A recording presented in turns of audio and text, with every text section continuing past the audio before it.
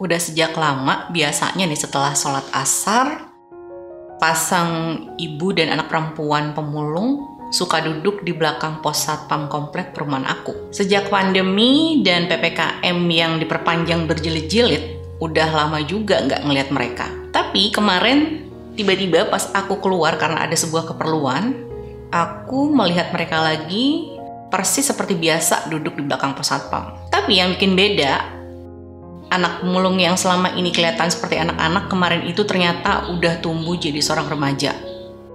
Dandanannya, pakaiannya, semuanya lebih menonjolkan keremajaannya. Begitu cepat waktu berlalu, anak remaja ini, yang tadinya anak-anak ya, sekarang udah tumbuh jadi remaja tadi, masih setia nemenin ibunya untuk mulung.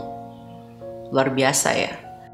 Nilai keluarga apa yang ditanamin oleh si ibu ini kepada anak perempuannya sehingga sampai dengan hari ini masih setia nemenin ibunya.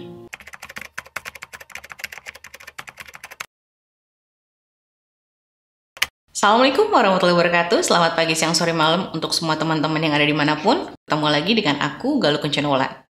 Seperti biasa nih teman-teman, bagi yang belum subscribe, silahkan subscribe dulu dan jangan lupa nyalakan lonceng notifikasinya agar kita bisa saling berbagi hal positif yang ada di sekitar kita.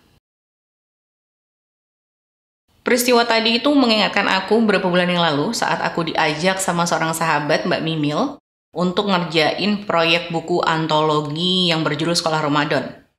Jadi proyek ini tuh berisikan tentang perjalanan para ibu dalam menemukan nilai keluarganya, dan aku diminta oleh Mbak Mimil untuk menyunting naskah-naskah para peserta. Naskah-naskah yang dikumpulkan ini berasal dari workshop parenting yang diadakan bulan Ramadan kemarin, di mana para pesertanya ini akhirnya berkomitmen untuk mengikat ilmu yang mereka dapatkan di workshop tersebut dalam tulisan-tulisan yang akan dibukukan. Dan kisah para kontributor yang mengirimkan naskah-naskah ini memang sangat menyentuh hati, teman-teman.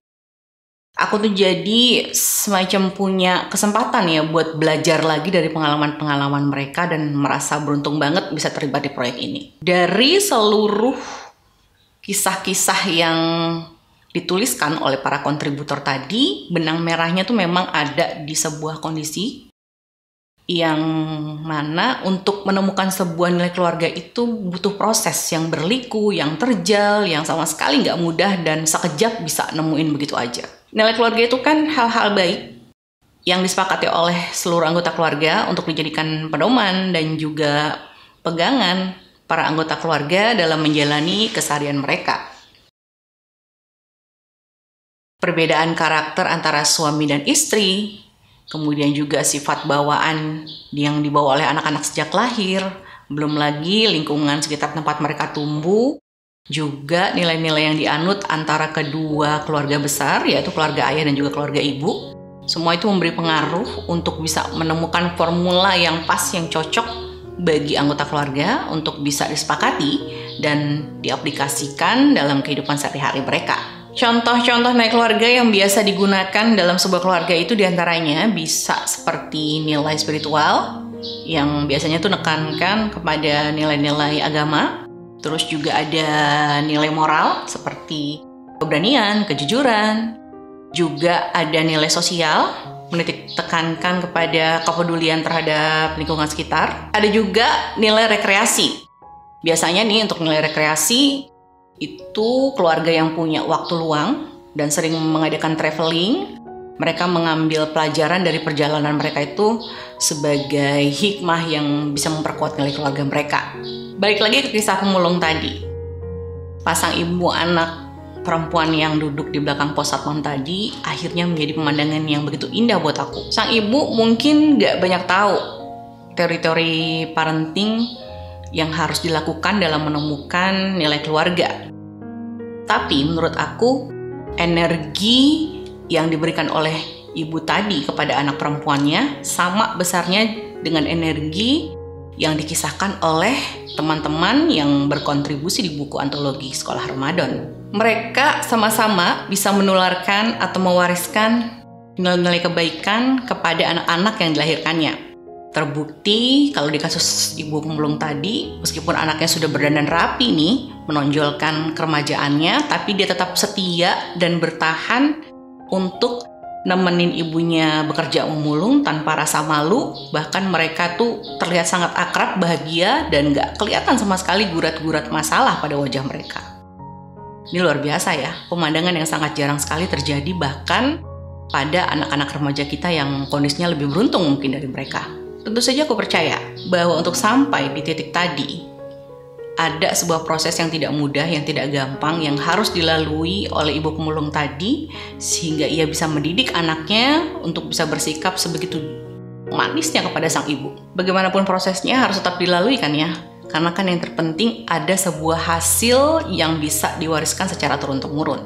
Dan teman-teman, nilai kebaikan yang diwariskan kepada anak-anak itu bagaikan biji pohon kacangnya Jack, seorang tokoh di cerita-cerita dongeng yang sering sekali diceritakan di keluarga manapun, yang mana pohon kacang ini tumbuh dengan kokoh, kuat, dan menjulang ke atas langit. Setiap kebaikan yang teraplikasikan oleh anggota keluarga akan membawa amalan jariah yang tak terputus bagi para orang tua yang mewariskannya. Masya Allah.